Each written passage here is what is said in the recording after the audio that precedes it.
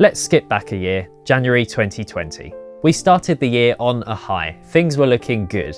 Mark had spent years building up a solid base of commercial labels as mastering clients, as well as many independent artists and producers. I was recording and mixing a steady flow of bands in this very studio here, and we had regular rehearsals in the evenings. We were providing tour support for British legends The Animals, Kate Bush's original band, and many others, and we even had a branch of our business that was providing AV support for the events industry. As a hobby, I was DJing at events, the best kind of hobby, one that pays very well, and we were starting to see a lot of success branching out into video production.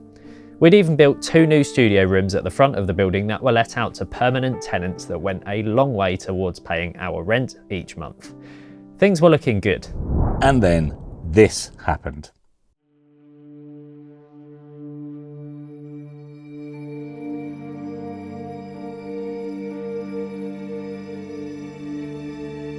This was a worrying time. 80% of our business was wiped out overnight, but we had a buffer in the bank, were confident we could ride the storm, and the UK government seemed to be rolling out financial support packages on an almost daily basis.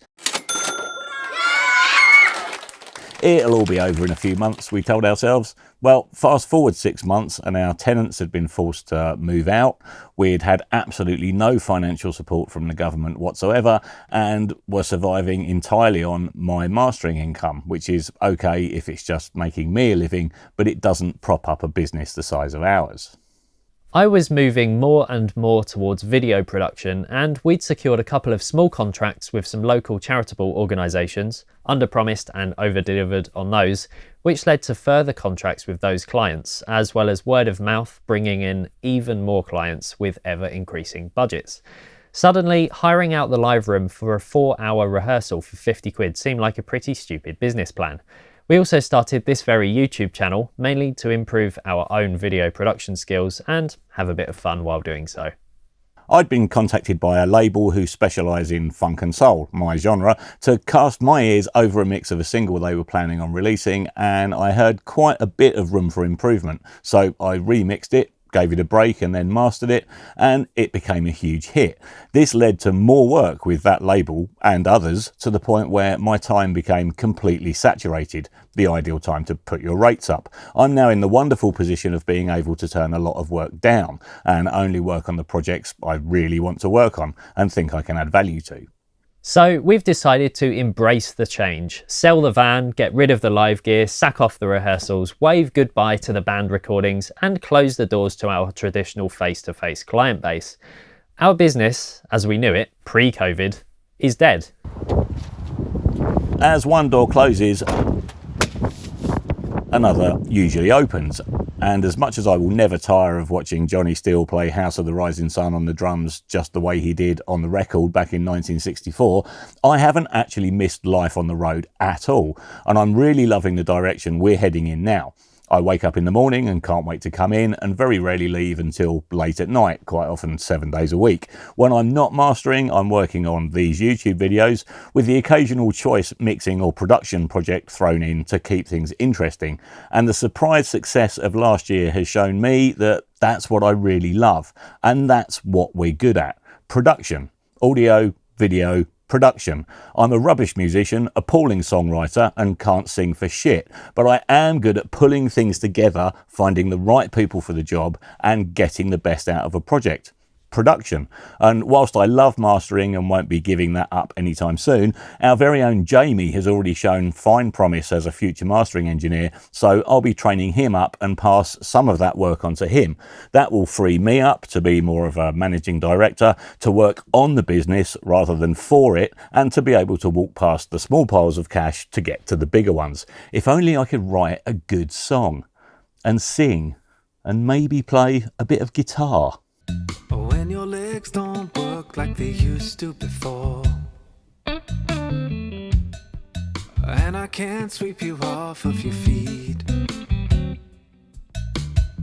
I'm Sam and I'm the new music producer. I'm going to be based out of Present Day Production HQ, and I have to tell you, I am excited, thrilled, enthused at the prospect of working with the magical beings that inhabit the building of Present Day Production HQ. Anyway, Mark told me that I had to follow a few rules if I was going to join the team. So I guess the big reveal is that I've now got the present day production buzz cut. Yes, Sam Reck, who we've been working with for 3 or 4 years now, is moving in. Sam is a super talented songwriter, superb vocalist and multi-instrumentalist, and thinks nothing at all of freezing his bollocks off in sub-zero temperatures whilst dancing on a van. A perfect fit, and we're super excited to be working with him.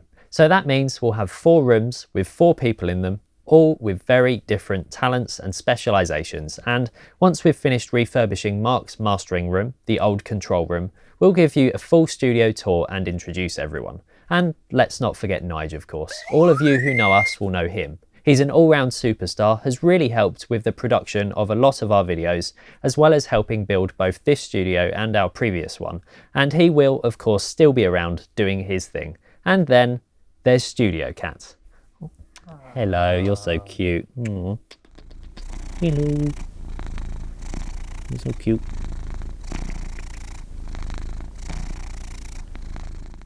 So we are super excited for what this year has to offer, even more so than we were at the start of 2020. This just feels right. We have an incredible team, all in the same building, and whilst the events of last year and the first part of this one could have well spelled the end for us completely, we've embraced the change and I feel we've come out of it all the stronger.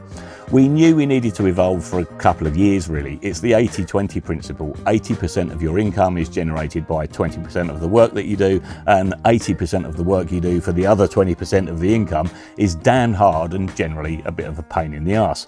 COVID has gotten rid of that pain in the arse 80% for us, something we didn't have the guts to do. But now the time is right for change. So what do we need to do? Close the doors, stay off the road, never do another f***ing wedding, and concentrate on what we're good at: production, using the tools available to us in the present day. Present day production. The clue was in the name of this YouTube channel all along. So we've got some exciting stuff coming up, so make sure you ding the ding dong, hit the subscribe button, leave us some comments in the comment thing below. Remember, create, don't hate, and you'll see us in the next video. How long do the end cards last for? About 20 seconds. Time for another joke. Hey. What's green and invisible? What?